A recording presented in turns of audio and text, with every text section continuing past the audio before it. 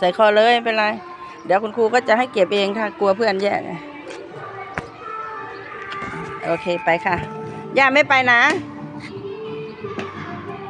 เอาจุ๊บย่าหรือยังโอ้คิดถึงได้ดิวันนี้วันแรกที่เริ่มจากประตูเลยนะคะไปเลยค่ะบ๊ายบายเก่งมากเลย